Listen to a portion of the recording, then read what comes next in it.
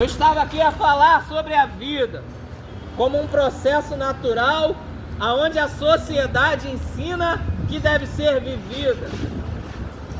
Viver intensamente esse processo natural. Enquanto a vida, tenho esperança para fazer escolhas, tenho força nos braços antes que chegue a velhice. Enquanto a vida, posso ser dado às emoções. Mas nós devemos cuidar de guardar os nossos passos pelo propósito de uma direção certa. Como eu estava falando, o que é certo nos nossos dias? O que pensar nos nossos dias como agenciadores da moralidade da sociedade deste tempo presente? Que tipo de moralidade vivemos hoje? Qual seria o escrúpulo correto? Você já ouviu alguém falar: eu vivo uma vida sem arrependimento, eu não me arrependo de nada que faço?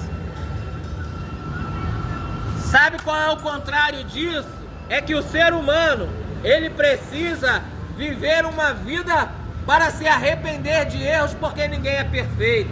Mas ao contrário do princípio bíblico, a sociedade diz, como seu orgulho que ela coloca diante de si a cada dia, ela diz, querendo se auto-justificar: eu não vivo uma vida de arrependimento, eu não preciso me arrepender de nada. É uma das hipocrisias do tempo presente. Isso trata de ética e moralidade. Quando eu falo de escrúpulo, quando eu falo de ter caráter, quem tem o caráter perfeito a ponto de não precisar se arrepender? Quem nunca errou na vida? Existem erros. De repente eu entrei num estudo errado, num emprego errado.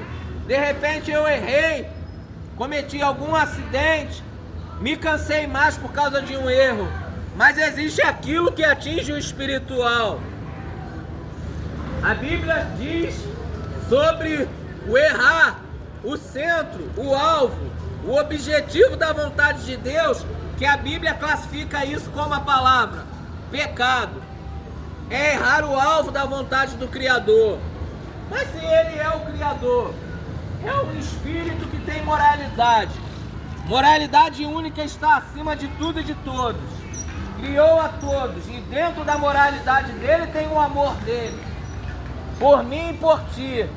Então eu vou pensar sobre amor, eu não vou deixar de lado a moral. Vou pensar em família, eu vou amar a família. Às vezes é um ambiente difícil de vivermos, porque aonde mais se apegamos, os pontos mais frágeis da nossa vida transparecem.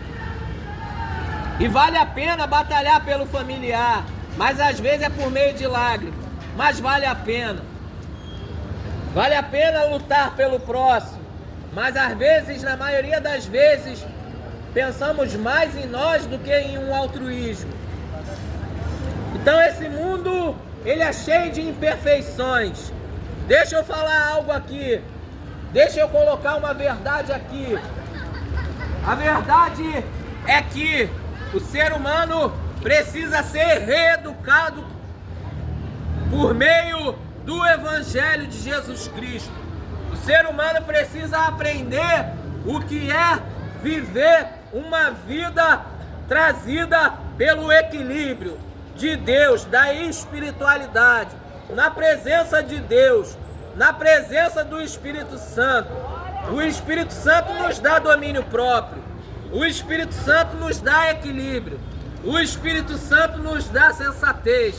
E sabe mais? E o principal que o Espírito Santo faz, nos dá a fé, que é um dom de Deus, e a fé, que é um dom de Deus, nos revela a pessoa de Jesus. E sabe o que Jesus disse para a gente se achegar a Deus? Ele deu a condição humana, que ninguém pode ir ao Pai, mas Ele deu uma condicional, uma porta de acesso, uma oportunidade. Ele disse: ninguém pode ir ao Pai, a não ser por mim. Então tem um meio, tem um escape, tem uma oportunidade. Então vamos buscar a Cristo.